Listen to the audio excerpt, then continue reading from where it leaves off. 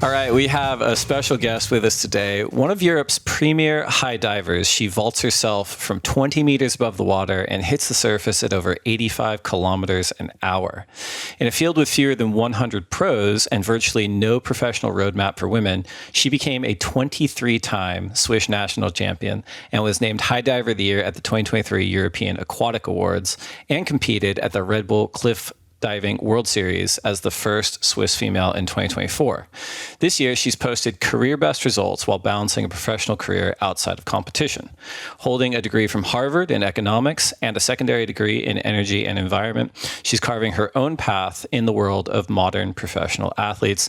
We have the one and only Morgane Herculano. Morgane, thank you so much for coming on the lineup. Thank you for the invite. No pressure with that intro.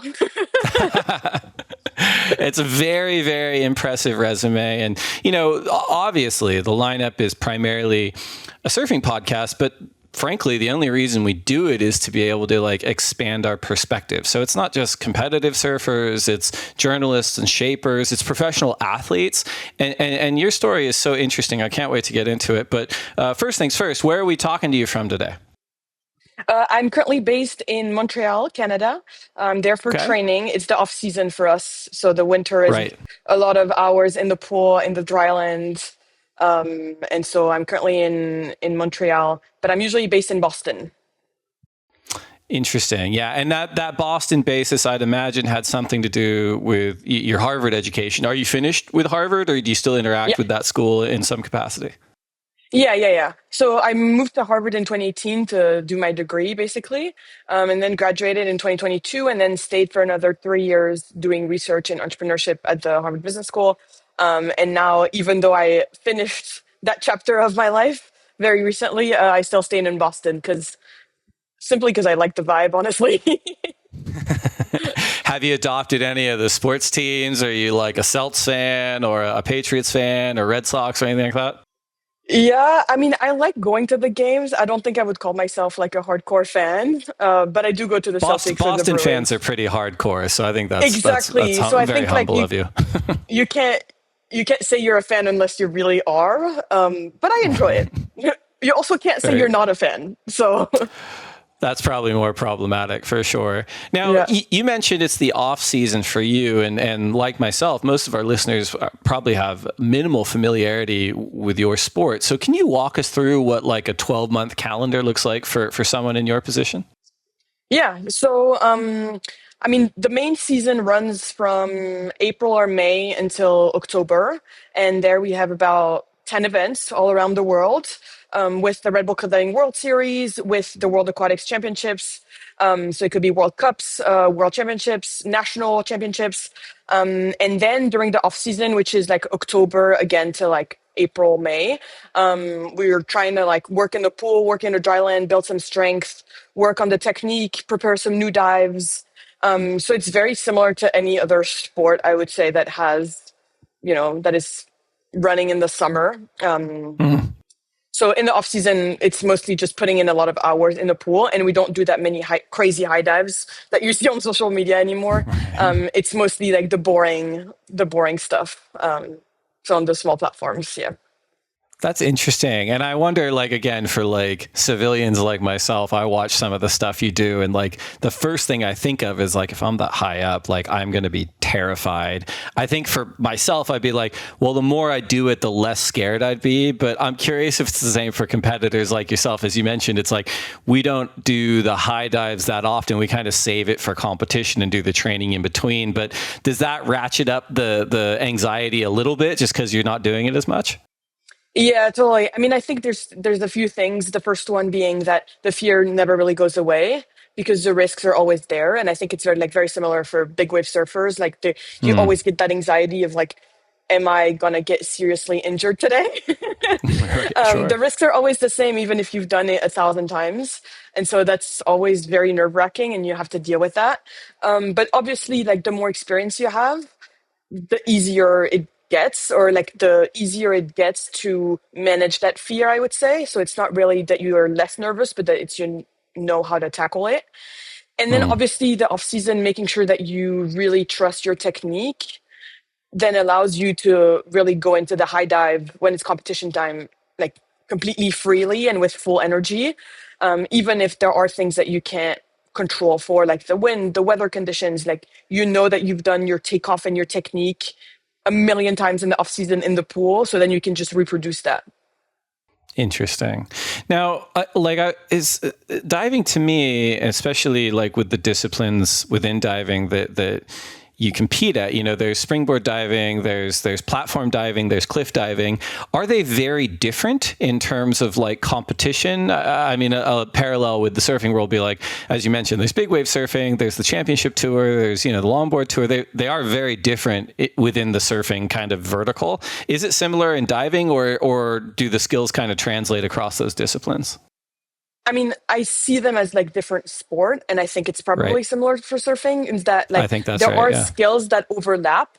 Meaning, like, if you can stand on the board, you can probably stand on the board, but you can't stand on Right. the board everywhere. And Right. so, Yeah. cliff diving is like similar, where like you can do a flip, great, but can you do it off a cliff with the wind, with the waves, with the super cold weather, super warm weather? And it takes very specific kind of training to build also physical capabilities to be able to jump from that high. Mm. At the same time, like the traditional diving, so 10 meter and 3 meter, what you see in the Olympics, what you see on TV, it's closer to gymnastics because it's a little stricter. And Mm. also culturally, like there are some cultural differences between the traditional diving and the cliff diving world. But they do overlap. And I was a traditional diver myself for 12 years. Mm. It's not like I woke up one day at 22 and said, like, I want to be a professional cliff diver. And I would not have been able to get to the level I'm at now without that background. Right. From a competitive perspective, what was the highlight of 2025 for you so far? Probably the World Cup in Sardinia. This whole season, I had set that goal of getting top five in the world, so top five at a world ranking event. And I hadn't done it, and the World Cup was at the end of the season. And it was really an event where, you're diving off a mine. So it sounds kind of scary, but you have to walk in an old mine, abandoned mine with a helmet. And you're walking for like 600 meters in a complete dark. And then you get out, and boom, there's the platform. And so the natural landscape there is pretty insane. A lot of boats that we're watching, a lot of people on their kayaks, super good vibes. It was in Sardinia, Italy, and kind of like island vibe. And I just had so much fun there. And I ended up doing my top performance of the season. So that's always nice to combine an event that is a lot of fun and a good performance. Especially after a long career, you kind of want to have fun in life.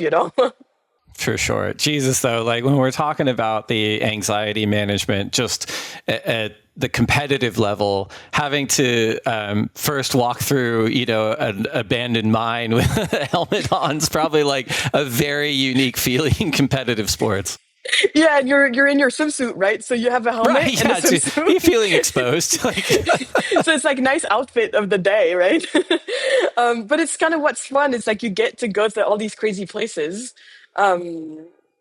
for your sport, and that's what I love about it. And you get these extreme scenarios from, like very warm weather in Japan to like the island feeling of Sardinia, very windy, very wavy also. And then you go mm, to Northern Ireland the following week where it's like 10 degrees and you're freezing and you're wearing like a full on puffer jacket. So right. there's a little bit of everything in cliff diving for sure. And that's what I love it. What's the competitive community like at these events? Is it like pretty chummy and everyone's really supportive? Are people catty? Like, are there big rivalries? What's it like in this community? Honestly, I think because it's such a small sport, and it's Mm. such a dangerous sport as well, it's always the same, like 50 athletes at every spot. And so there's only so many friends you can make.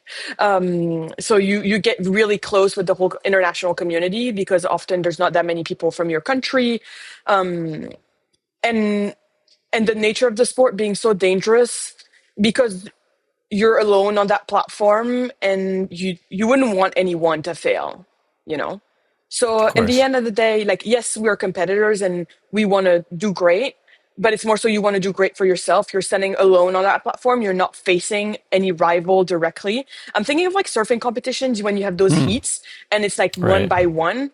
And so like there's a direct rivalry against the two Right. surfers. Yes. For us, it's like when I'm on the platform, it's only me. Like they're not going to take my jump. They're not going to take my wave. And so it's really like very individual. And so at the end, you have the ranking, but it really depends on how you did. And so it's not very cutthroat as an environment. That's interesting. That's really interesting. It's probably safe to say that the majority of kids, let's just say 51% or more, at some point growing up, fantasize about being a professional athlete, right? Like, and it's like, oh, I want to do this. I love doing this, and whatever it is. And they look at all the kind of accoutrement around being a professional athlete, whether it's the fame or the lifestyle, the money, etc.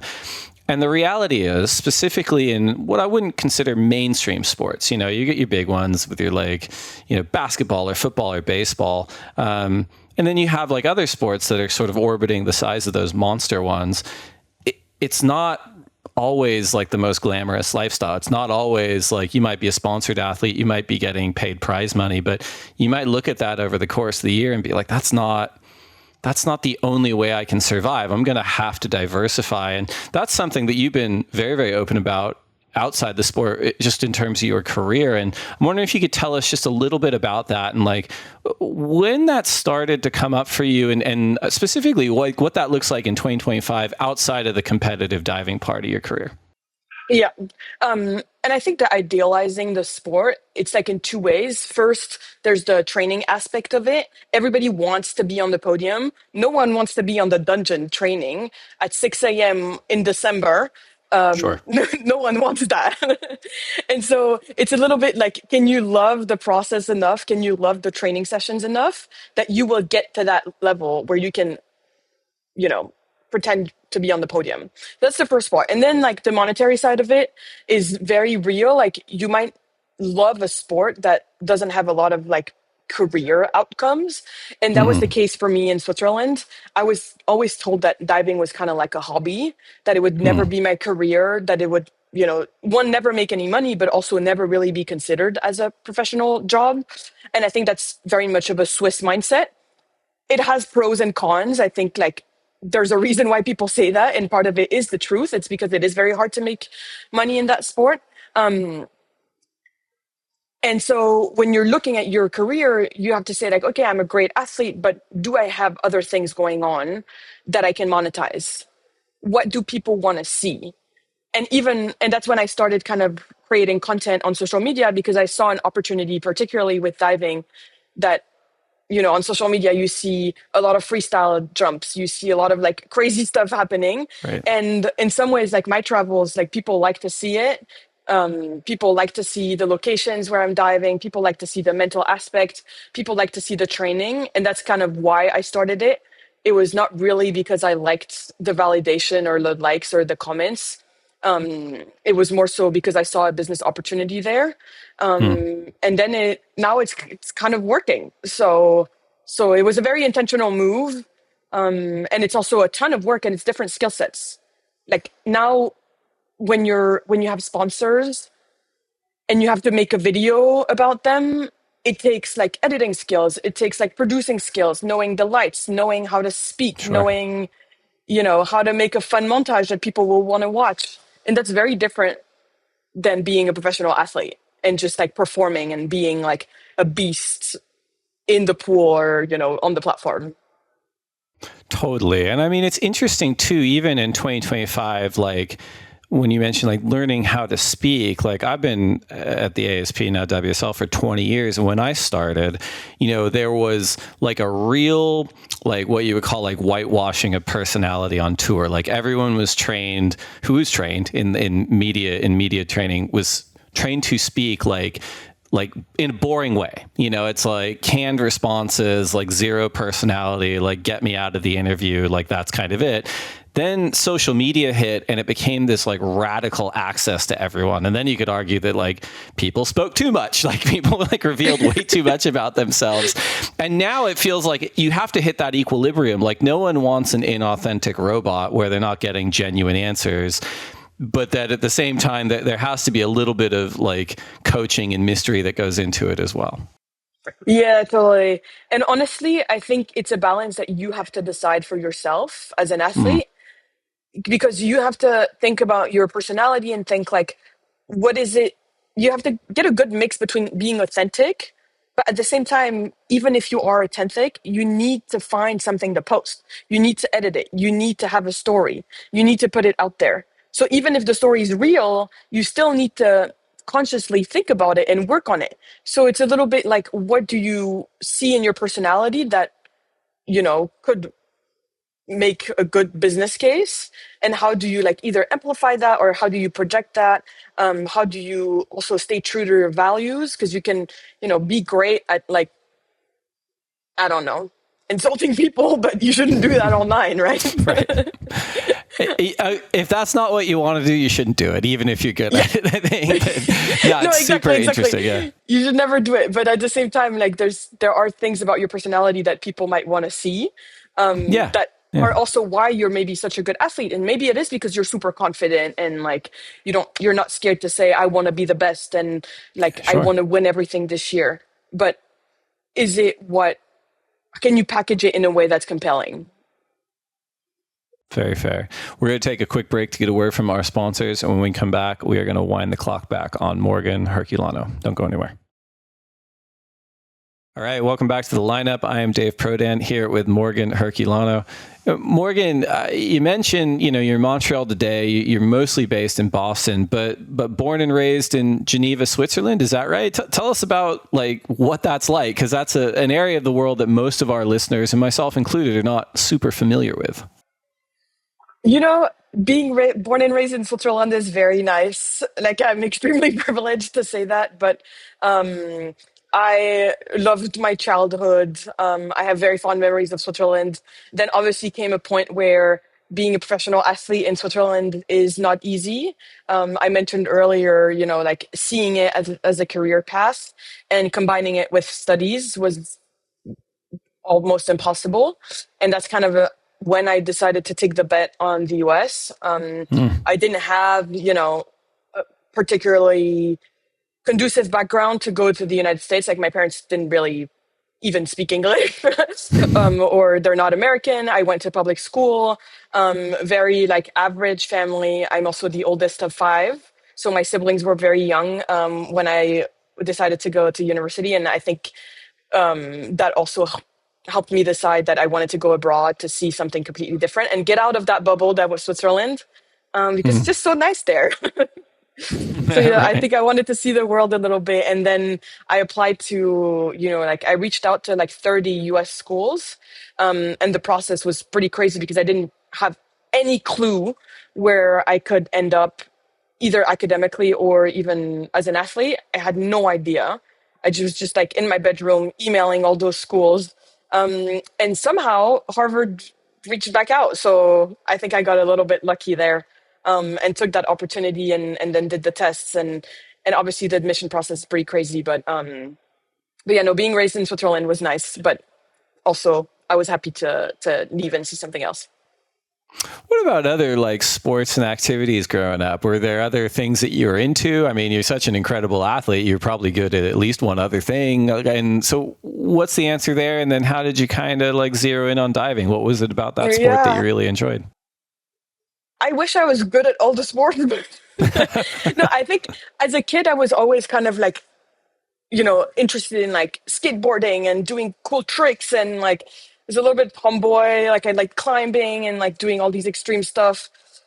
I played tennis, did circus, did a lot of other sports, and then one day I was at the public pool trying to learn a backflip, failing to learn a backflip pretty miserably. And I saw the team was training there, the local team in Geneva, and I was like, "Oh, that looks cool. I want to do that." And then I signed up, and I never stopped. I think it was a mix between you like what you're good at, and I think maybe I had a little bit of a talent. Right. But at the same time, it was really just, I enjoyed learning tricks, and that was one way to do it. It is one of those sports, like I pole vaulted when I was younger too, where it's like, well, there's not really like a professional pole vaulting circuit or one that I was aware of, but the Olympics is kind of the thing. And then, not that I was aspiring to go there, but that's kind of a North Star for some of these sports. And, when it comes to diving, surely that must have been a goal of yours at some point. Can you talk to us about that and your experiences with flirting with the Olympics? Yeah, totally. I mean, I think I was never a dreamer. I was always very much of a doer. When I was young, it was always about the next trick I could learn or the next Mm, competition I could go to. It was never about the Olympics, even though there was a lot of questions about it. Like, oh, Morgan, she's a talent of Switzerland. Is she going to go to the Olympics? It was never like I woke up in the morning thinking like, I want to go to the Olympics. I want to be the best. mm, No, for me, it was like, I love the sport. I want to learn that next cool trick. I want to go to that next competition that was like 3 months out. So I never really was able to project myself enough that far away to think about the Olympics. And then when it became more serious, as an adult, in diving, it's kind of tricky because you have that one competition where you have to qualify for the Olympics. And I missed out on that competition. So then you have 4 more years, and it's like, what am I right. going to do with my life? Yeah. And so missed out on 2020, obviously COVID. And Yep. then I decided to convert to cliff diving because I just didn't see myself continuing a sport for the sake of one competition, for the sake of going to the Olympics. If one, it was highly uncertain, and two, it was not it was not aligning with my values of like I want to just like enjoy the sport and learn that next cool trick. It would have been just like doing it for the sake of that one event. Um, and then when I found that new like renewed passion for cliff diving, then it was an obvious choice. It makes sense. The Olympic thing, it makes me think of like this phenomenon within sports, and you're going to have such a more intimate perch on this than I would, but just like the hyper specialization of athletes across like every sport. Like young kids today, it's like you better pick your sport when you're 10 because this is what you're going to be doing for the next like 20 years, right? And between the money involved at some of these levels, the training, the diets, the homeschooling, the et cetera, it starts to become like it creates like maybe amazing performances for these athletes, but at some point you start to lose like a relatability with like humanity in a way. And I've seen it kind of up close, but I don't know, it does feel like we've maybe gone a little bit too far on the like hyper focus on performance only, where, back in the day, it's like, well, yeah, I mean, an Olympic athlete, they should be able to go to the bar and have a beer and like talk to regular people every now and then. And now it's like, well, if you do that, you're not getting the gains you need to be the very best. I'm wondering if you've ever kind of considered that balance, as you're obviously a very young professional athlete, but just balancing like having kind of a comprehensive life with being an elite level athlete. Yeah. I mean, funny story, when I started diving, so it's traditional diving, I was 11 years old. And the head coach at the time didn't want me to join the competition group because she said I was too old. And so then Right.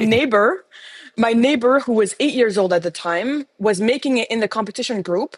And so my mom had to call and be like, "Oh, but she's going with the neighbor, and so we can carpool, and so it would be nice if Morgan could join the competition group." And then she was like, "Oh, okay, I guess." And so that's how I joined. And like, look, I mean, I think I did okay. Yeah, it's wild. Yeah, it's crazy. It's 11's crazy. too old. Yeah, 11's too old. Like, what am I going to do with this girl who's 11, But Unbelievable. then obviously, like, having a balanced life, I think obviously, like, when you're born and raised in Switzerland, they tell you you have to study. It's like your one Mm, way to get a career. So for me, it right. was a non-negotiable. And I Mm, always saw school as a priority. And then that's why I decided to go to school in the United States, because I was like, okay, I can continue my sport while still getting a degree. That's a no-brainer. Yeah. At the same time, it was always a way to like also have a social life, and I would never compromise on like trying like missing my family's, birthday. And so I don't know, there's a balance of sacrifice that you need to find also for yourself, and like asking yourself like, what is it that I really want to do? What is it that it is important for me? And also not trying to you can go both ways, right? Because there will be plenty of going outs with your friends. So knowing when to like, invest in your sport and invest in your performance, invest in your career, versus like, is this some really special event that is very well curated with people that you really care about? And then when you're there, be fully present. And that's what I'm trying to do, is like when I'm going somewhere, when I am like going to get drinks with my friends, when I am going Right. to the bar, I am trying to like fully like zone out of the sport and fully try and enjoy, and like, yeah, I'll have a few beers round Right. on me. Right. So I think Right. it's a little bit like trying to find your balance, and when you're deciding to do something, commit to it. Yeah. That's I how love I see that. it. Yeah. Yeah, just what you said about presence, I think is like something that I admittedly like I've always struggled with, but it is like when you focus on it, it unlocks so much. And as you said, it's like you don't want to be like out with your friends, letting your hair down and thinking like, oh my God, like am I losing degrees of performance at this week's competition? And at the same time, you don't want to be training thinking like, oh God, I want to be out with my friends. It's just, wherever you are, be there. Yeah, totally. And doing the sort Harvard. that Oh, you, yeah. No, go go ahead. no, please. No, please. No, I was thinking like often like you see at competitions people trying to like fix everything. Or it's like at competition, have fun, like have that pizza, Like have Right. like that little bit of fun, like go get ice cream. Like I think us as cliff divers, when we travel and we go somewhere, we know we've put in the work in the off season. We know the dives are ready. So it's like whatever makes you feel good and like have a great time in that moment probably will make you perform better. Within It's a reason. Of course. It's such a good point too, because I do think, and I've seen it, like there are like athletes that get to the end of their career, like at the championship level or whatever, and they lived, such a serious monastic life that the perks of traveling the world and being an elite athlete, they never really partook, and so they look back and they're like, like, yeah, I competed in France 20 times. I never went to Paris, kind of thing. And it's like, oh, you can balance that out. You can see Paris if you're going to go. Yeah. Harvard, it's not a second rate school. So congratulations on going there. What was the inspiration for focusing in on economics? And then obviously you had a second degree too. What was the decision for you there? Honestly, the decision was pretty simple. It was partly financial. So Harvard does not have merit-based scholarships, and that's a big misconception. There's no money allocated to athletes specifically.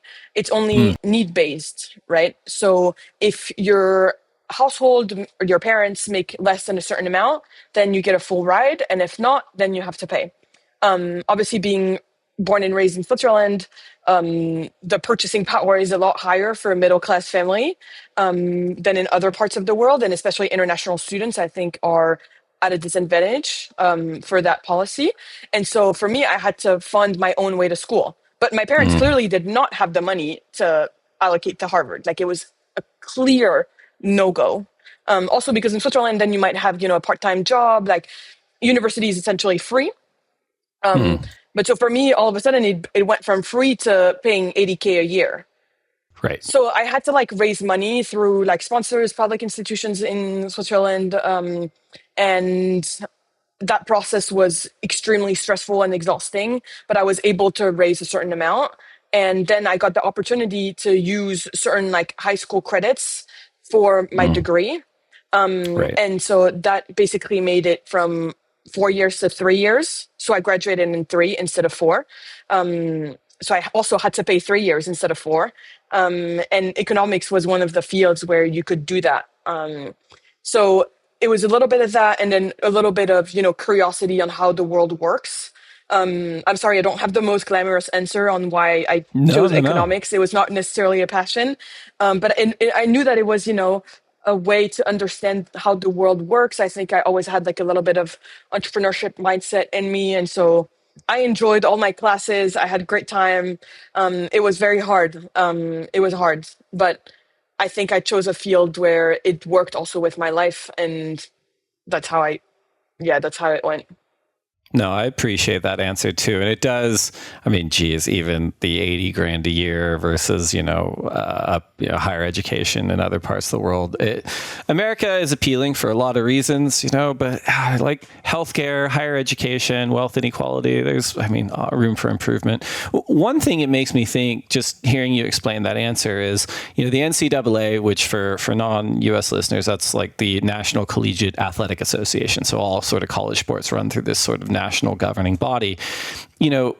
For years it was, these athletes are amateurs, they're not going to be paid, we are going to bring them here, maybe we're going to give them scholarships in certain sports, but if we're selling tickets to a football game or selling, basketball jerseys with someone's number on them, the college gets it. And that's changed in recent years. At the beginning of 2021, they changed the rights for college athletes, and it allows them to monetize, their NIL, and that's earning money from endorsements or social media posts and personal businesses without losing eligibility to play at the collegiate level.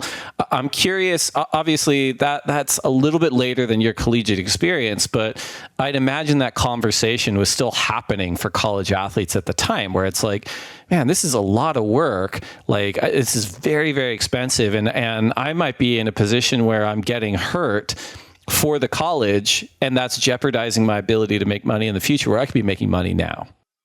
Yeah, I mean, it's a very nuanced topic because on the one hand, for, a niche sport, we're talking small brand deals that you could Hmm. get a few thousand, maybe it's $1,000, $2,000. Sure. And so you feel like you're getting hurt because you're like, this is so little money. I should be able to get Right. it. Right. At the same time, Harvard makes it very clear that you're a student first, and you get admitted as a student. You get the same requirement for entry. You have to take the same tests. And so when you're there, like during my last year, obviously the NIL was in 2021. So that's when they Hmm. changed the law. And so then I graduated in 2022. So during that first year, I kind of tried.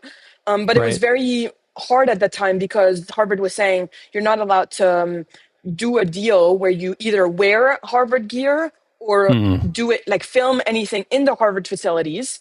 And so for me as a college athlete, it was like, well, then it's no brainer because this is my whole life. This is my whole Sure. wardrobe. What am I Right. going to Yeah. wear? Right. And so obviously like the brands, they want to be associated with the university. So they also want to be associated with the fact that you go to a top school and you do all these things. So I think there's still a path to be found for one for more niche athletes because obviously like these big deals they mostly are relevant for the big sports, and so how do the like smaller athletes kind of leverage that opportunity within their schools policies, because sometimes they're hard to navigate and they're scary because you don't want to make a mistake, you don't want to be kicked off your team because you did the wrong ad. Of course. And so I think it's a great opportunity, but also not as simple as it sounds. It's not like they changed the law and now you're just making bank. At least not as Right. a diver. No, I totally get it. And I think that's well said. And obviously, it's a different situation than, Johnny Manziel, being flown to a Miami hotel room and signing a bunch of memorabilia and getting the code to the lockbox. There's 50 grand in there and he walks out with it, which Yeah. sample set of one in hindsight, I'm like, they're making that much money off of his jersey. He should get paid. I totally get it. Yeah, exactly. With the high diving sport, prize money, we talked about this a little bit before, but it does top out at probably not what most people would consider a livable wage every year. And we talked about it a little bit, but you grew your social media following from 0 to I think 350,000 in a very short period of time. Like, how did that start, and what do you attribute your success to in this space? So it really started when I converted from from traditional diving to high diving because then I saw an opportunity where I was going to travel more. I loved the sport. I was going to get more content on me because obviously cliff diving is more mediatized than traditional diving, probably. And then I was like, okay, I might as well make use of that, all these travels and all these cool videos that cool pictures that are going to be published on myself. And so that's how I started. And I started very small with like just trying to post 3 times a week and very seriously and thinking of it as like, this is work. So it went from having my Mm, little account with like a few thousand followers with all my friends. And I was like, now I'm not going to post whatever my friends think is cool. I'm going to post whatever, maybe brands think is cool. Maybe the people that don't mm, know me think is cool. And so shifting that perspective then really allowed me to like post a lot of volume, but also experiment, like trying to find what is realistic to produce, what is realistic to post, what are the aspects of my personality that people enjoy seeing, and what is the kind of like the Morgane that is online, and also like finding my boundaries. So I never, share too much of my family, for instance. I don't share too much of like my super close friends or like my relationships because I think this is just something that I like to keep private. At the same time, I'm super open about, my training and my travels and like things that are more difficult, things that are easier. Um, and I think like it's hard to define success on social media. Like it's kind of like throwing things at a wall and then you kind of see what sticks. I think just being consistent and being true to your values just make it easier for mm. it to work. And I do recognize that my sport is nice to watch, and Sure, well, that people helps. Yeah. like to watch cool things, Yeah. So it's not like but you can make anything nice to watch, I think. Right. And I thought you said something that was really well put before too, right? Where it's like, sure, the aesthetics might bring people in, but being thoughtful about like the narrative and the story behind the content they're watching, because at some point it's like, well, there's 50 of us out here that are high divers or so, like we're all posting, stuff that's nice to watch, but like, what's the story? Like, why should people watch me? And like, why am I here? And where does this sit in my career arc? And I think that's really good advice. And I was going to ask you too, like we're a couple of years removed from you graduating from Harvard. If you were to advise or mentor collegiate athletes right now, whether they're in what would be considered more mainstream sports or more niche sports, what would you tell them at this point in their careers? What advice would you give them as they're sort of moving from the collegiate ranks to the professional? I would say it's kind of hard because every person has different reasons of why, like their why between the sport. Some people, it's like they have their family that is super involved. Some people, it's like a means to an end, and like you develop great leadership skills. Some people love their team. Some people love the performance. And I think that's probably what I would say is find your purpose, understand what it is. It's fine to do it just for yourself. Like it's fine to do it just because you love the sport. You don't need to have some greater mission. You don't need to want to like change the world to be good at what you do, kind of. And that's something that like when you're in a big team, like in a big collegiate team, you have the team purpose, but you also need to know what you individually have as purpose. Why is it that you're showing up to training every day? And it shouldn't be because your coach has said so. It should be because you want to be there. You want to develop, parts of your athletic career, parts of your skills. And so for me, that's always why I did the sport. It was like purely for myself because I loved it. Um, and so that would be one advice, I guess. But I know it doesn't really work for everyone. I think it's great advice. I think you were specific there, but I do think like being focused on your why is great advice for anybody. We're going to take one more quick break to get a word in from our sponsors. And when we come up, we're going to wrap up our conversation with Morgane Herculano. Don't go anywhere. All right, we're back. This is the lineup. I'm Dave Prodan here with Switzerland's Morgane Herculano. It's been so nice talking to you and just getting like you're so well spoken about obviously what's happening in your sport, but then, your perspective is sort of transcendent across a lot of sort of sport and entertainment communities, I think. And I am curious, we were in Montreal today. What does the rest of 2025 look at like for you? And what are your professional athlete goals for 2026?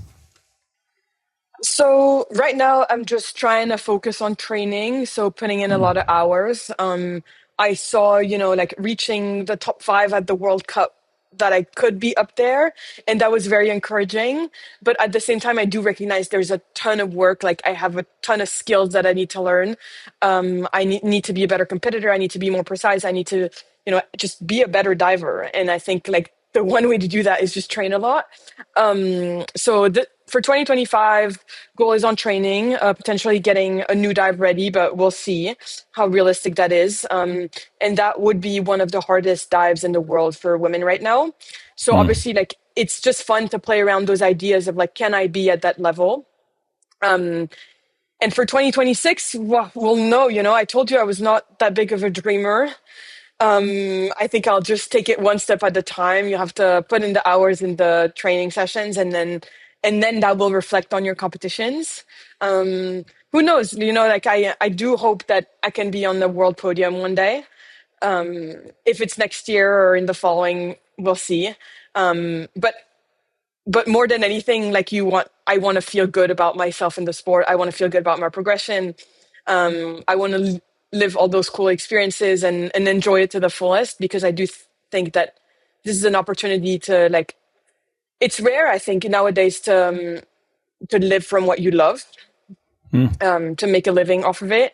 It's rare to have that opportunity. And I want to enjoy it as much as possible. If you weren't diving, what do you think you'd be doing for work? That's a great question. And like all my Harvard friends, they're all in New York in some fancy offices. And sometimes I do wonder what my life would look like if I had taken that path. I don't regret it a single time ever, but during my last year at Harvard, like everybody had these big jobs lined up. And I Sure. remember feeling miserable because I didn't have one. And I was like, oh, I'm going to continue diving and it's going to suck. And I'm just going to continue doing the same old dives I've always been doing. And it sounds very glamorous. You make six figures right off Sure. college, talk to all these big people, whoever they might be. Right. Right. But at the same time, like now I just love getting up and going to work and thinking about, my social media videos. I can And it's just almost one way. guarantee, yeah, I can almost guarantee you that your Harvard friends that are sitting in some conference room are fantasizing about, like, what if I were a cliff diver? Like, what would that be Yeah, the like? grass is It's always like greener. the grass is always, and it is so right. Like, obviously, you're very young and you're just a few years out of college, but like, it's a long life if you're lucky, right? And I remember graduating, and a friend of mine, just for similar comparison, was like, he got drafted to play in minor league baseball, and it was like he was getting paid 60 grand a year. And when you're 22, you're like, that's the most money I've ever heard of. Like, that's unbelievable. And then within a year, you hear like, oh, well, that's 150 games a year, and that's in sort of these like random parts of the United States, and it's he was sort of looking at us on the other side of the fence and going like, man, I really wish I could do that. And so I think you following your dreams is a pretty amazing thing.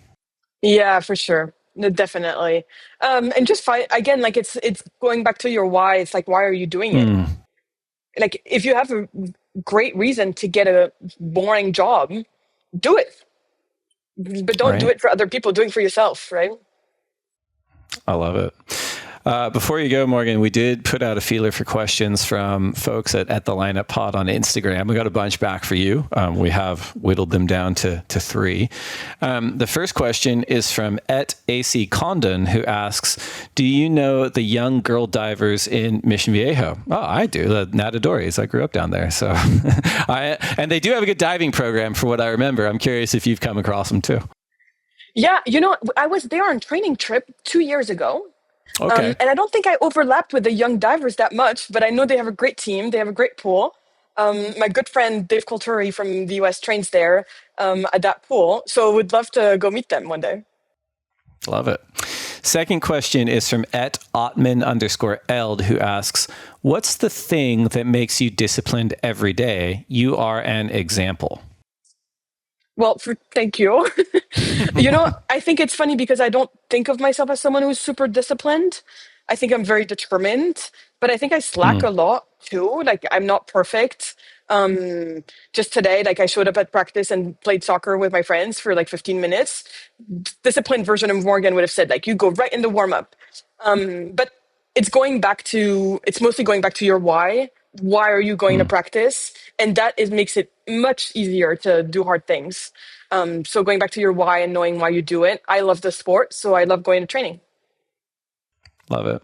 Last question we pulled from at the lineup pod on Instagram is from Tuntun Stark, who asks, what's the best tip you can give those young aspiring divers around the world? Ooh, the best tip: point your toes. Will make you a much better diver. um, no, but very concretely, again, like going back to your why, just love the sport every day. It's such a cool sport. You get to flip in the air, you get to fly. Love those feelings. Love making the corrections, and you'll do great. I love it. Morgan, thank you so much for coming on the lineup. Congratulations on everything you've accomplished in your very young career so far. Can't wait to see what you do next. And yeah, everyone check her out. It's good content. Thanks, Dave. It was a pleasure. Shout out to all the surfers out there. I think they would have learned a lot actually from this. So I think they'll Yeah. enjoy it.